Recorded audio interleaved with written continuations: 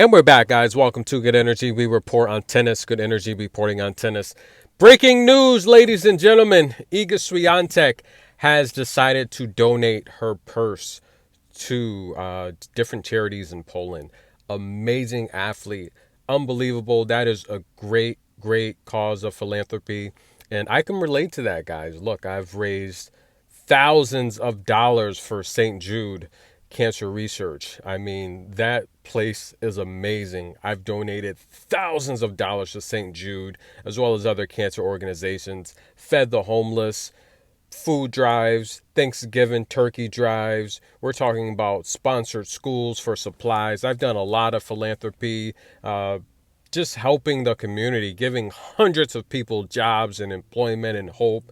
And I'm very impressed with Iga Swiatek donating her purse to different charities in Poland. That's an amazing. And look, we had the conversation on this very page. On my page, we talked about Iga Swiatek not donating in the past. Yes, we've had those conversations on my page. And the reality is she's heard. She's heard the noise. We've been speaking about it. Okay, she's not donating to help. And yes, now she is. So the word got back to her somehow. Iga Swiatek, classy woman. And look, she's been showing a different. She's getting back to the old Iga that I came to like. That's correct. The Iga that was just sensitive, passionate, emotional.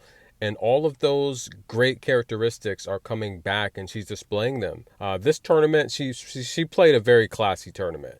And that's the Iga that I know. And if she continues to be that person that I grew to like in the past, then I will definitely support her as the number one player in the world. I mean, the reality is she's a phenomenal tennis player. And I said she was going to be the best on tour. I said this a couple of years ago, guys, and it finally came true.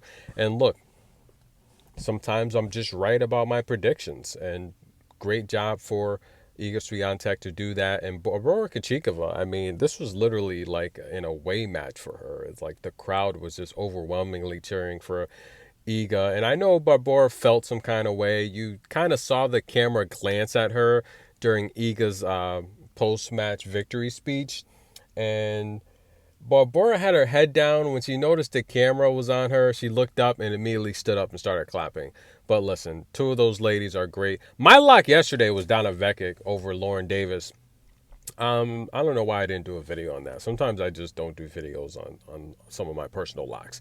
But how about these two ladies? Yes, Alicia Parks and Kat McNally taking the doubles championship. Congratulations to those two ladies. And where's Coco? What's going on with that? That's interesting, guys. But let's head back to some WTA 250 tennis here.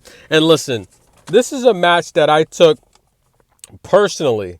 I took Jasmine Polini to win the second set. Another personal pick. A lot of my personal picks I don't do videos on. Maybe I will start. But here in Acapulco, the reality here is Marta Kasuk is a front runner.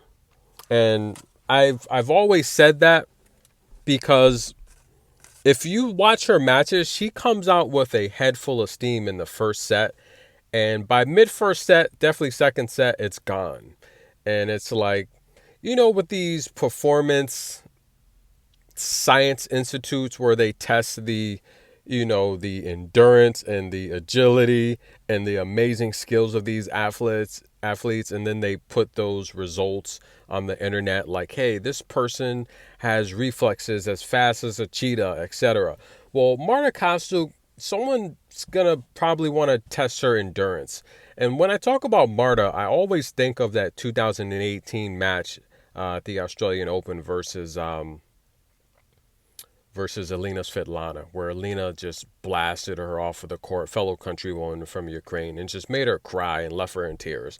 Well, she's grown up now, and just like I said, little Coco Gauff, that's right. When she grows up, the tour is going to be in trouble because all those women that picked on her, not necessarily, but all those women that beat her when she was like 16 and 17, they're going to pay when she gets 18. And a lot of them are paying. Watch out for Coco at the WTA finals.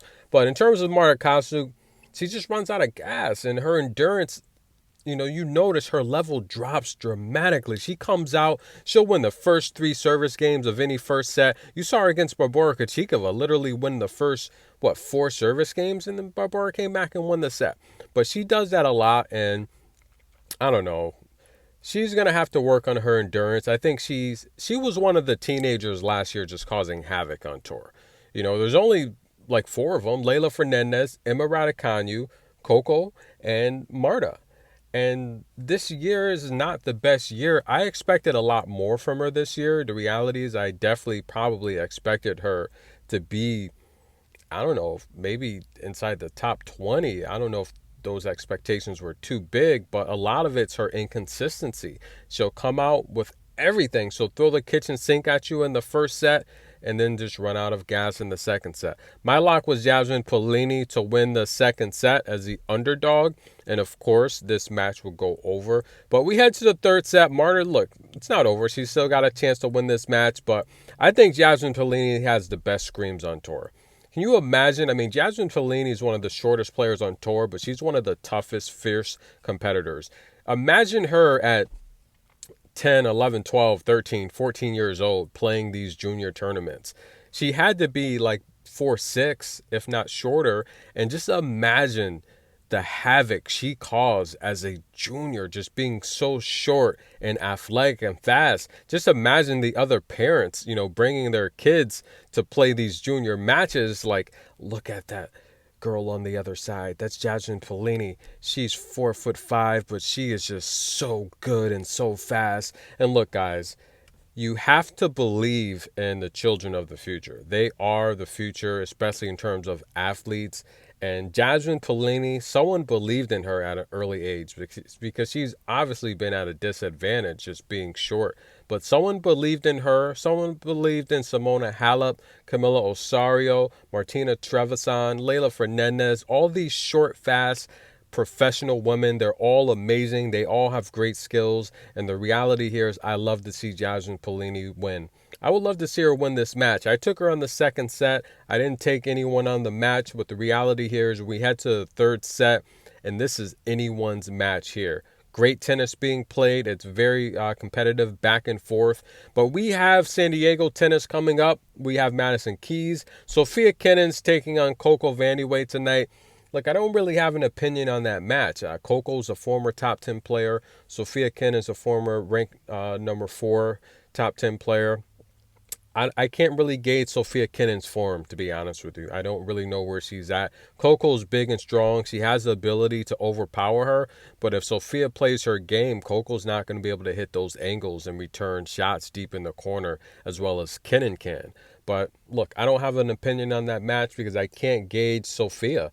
We've seen Barbora Krejcikova come around and find her form, and she's where she needs to be. Sofia Kenin's just not there yet. But we have other great matches as well. Alison Riss is coming up. I think Alison Riss might be in trouble, guys. I'll be completely honest with you. I think Alison Riss is in trouble. She might even lose the first set outright.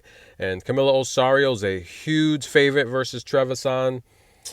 I don't know if that's warranted as well. Who else is playing? We have Samsonova versus Bianca Andreescu. That's going to be a good match. We'll see where Bianca is. We have Danielle Collins versus Caroline Garcia. That's going to be a good match. And look, guys, stay tuned for more prediction videos. This is Good Energy. Let's head back to the third set.